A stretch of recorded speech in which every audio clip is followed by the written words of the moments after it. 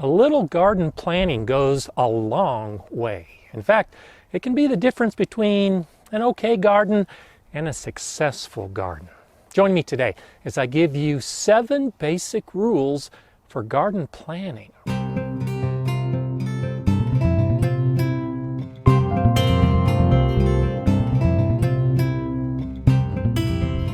Location, location, location. Hi, I'm Gardener Scott, and right off the bat, this is the most important rule. You can do all of the others correctly. You can do everything right when it comes to gardening, but if you don't have your garden in the right location, you're not going to have the success that you're capable of. The first factor in determining the location for your garden is the sun, and conversely, the shade. So if you want a vegetable garden like this, you're going to need to put it in direct sunlight, at least 6 hours of sun during the growing season. More is better. Mine sits in about 10 to 12 hours of sun, which is ideal. But for shade-loving plants in perennial beds, you might not want that much sun. So you do need to think about how you intend to use your garden and what plants you're going to grow in deciding the location. Too much sun, enough sun, more shade. Those are all important considerations. And think about the needs of your plants, specifically the water needs. You can have the perfect spot with the most amount of sun, but if you can't get water to it, it's really going to hinder the growth of those plants. So try to choose a location that not only gets the right amount of light, but also has an easy access to water. And think about why you're gardening in the first place. If the reason is to grow food, then it makes sense for the location to be closer to the house or the kitchen. Like my GreenStalk vertical growing system, I have it placed just outside the door to my kitchen. When I decided to place this, it made no sense to put it way out with the rest of the garden. It made sense to put this garden where I could use it on a regular basis, growing herbs and salad crops. That GreenStalk system helps identify the second basic rule of garden planning, which is to make your garden the proper size for you based on your experience and your needs. I've been gardening for 3 decades, so a big garden like this keeps me busy and is what I want. But if you're by yourself and all you have is a balcony or a patio, a GreenStalk system might be perfect. If you've got a family, you're probably going to want some beds. So a 4-foot by 8-foot bed like this, 32 square feet, gives enough fresh produce during the growing season for 1 person. If I have 2 beds this size, I can have enough fresh veggies to eat, a few extras to preserve and carry me into the winter. So plan for at least 1 bed. 2 beds are ideal for every member of your family. But if that's too much for you, if you don't have a yard that big, well then downsize. Don't think you have to have a big garden. It's better to start small with just a single bed to figure out how to do it right and then gradually expand in time. That's much better than just starting big, getting it wrong, and then quitting because it's too hard.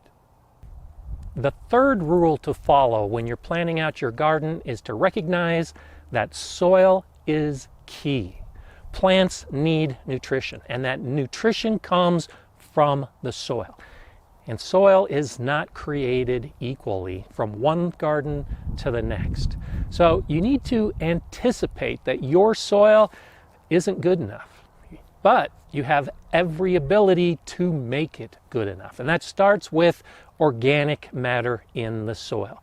You need to add things like compost, or maybe peat moss, or cocoa coir, aged manure. There are so many things you can add to your soil, and I have other videos where I discuss that. But by recognizing that the soil is almost as important as the sun will get you success. And when you build your beds, either raised beds like this or in-ground beds, focus on the soil first. Before you ever put a seed in the ground, get your soil alive, filled with nutrition. and your plants will grow better, which means your harvest will be better too. So you have a good location, the size is right for you, and you've spent time on your soil. Well, the fourth basic rule is to select the right plant. This is the middle of fall for me, and it's an unusually warm day. Right now it's 50 degrees Fahrenheit. That's about 10 degrees Celsius. I live in a pretty cold area with a very short growing season, which means I know I can't grow mangoes or bananas or guavas or any of those tropical fruits. But there are many plants that I can grow. And so by focusing on the plants that I know will do well in my region, I can have more success. And that begins by knowing what your hardiness zone is. And hardiness zones are used throughout the world. They are determined based on the average minimum low temperature in winter and are primarily used for selecting perennial plants. I also know what my frost dates are. My last frost date in spring and my first frost date in fall. That helps identify the length of my growing season. So, in my vegetable garden, I only choose the types of plants that can grow within my short season. If I try to grow plants that go beyond that season, well, I can expect that they're probably not going to do well. I'm definitely not going to get a harvest, and I'll have wasted my time. And I do have other videos where I discuss all of these ideas that are very important for your gardening success. The next important rule for garden planning is to choose the right time to put your plants in the ground. Now, I think the middle of fall is an ideal time to determine what I'm going to grow in each of my beds. And recently, I was growing lots of salad crops in this bed. But I know very cold weather is coming and I can't grow in this bed now. But I do know I can start in early spring to grow kale and beets and chard and a lot of those plants that like cool weather.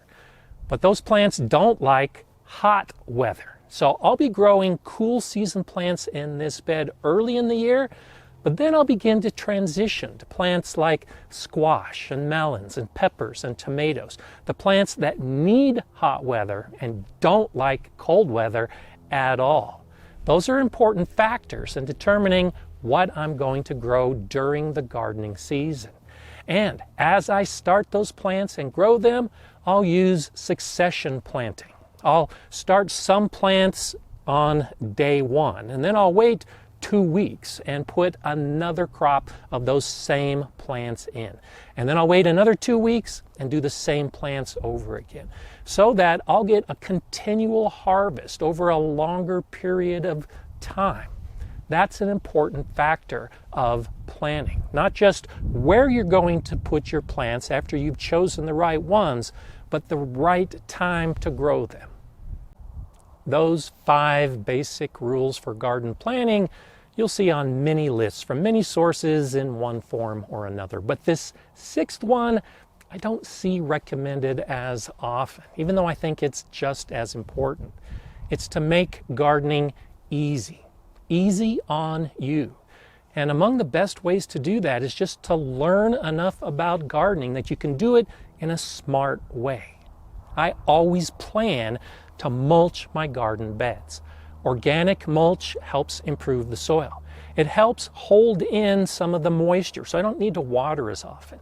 It helps keep weeds from sprouting, so I don't need to weed as often.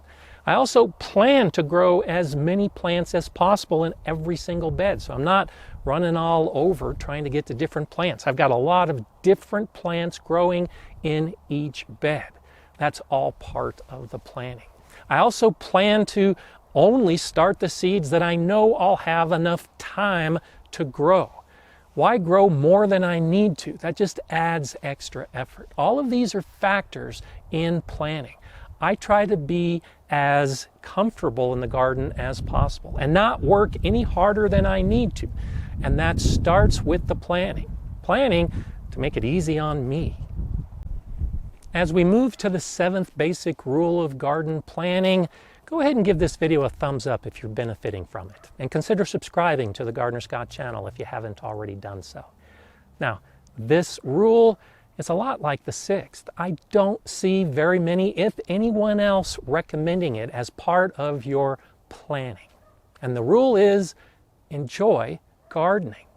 That's what I think it should all be about. So as you're planning the location and the size and improving your soil, selecting your plants, getting the timing right, and learning more about gardening so it's as easy as possible on you, well, try to have fun in the whole process. Don't make it a job. I'm always selecting new and interesting plants and trying new methods in my gardening to keep it exciting and interesting. And that helps give me enjoyment. Whatever it is that gives you enjoyment in the garden, well, make that happen. And to make it happen, you usually have to plan for it. So that's why this becomes an important rule. And I do think of these as rules, not just tips.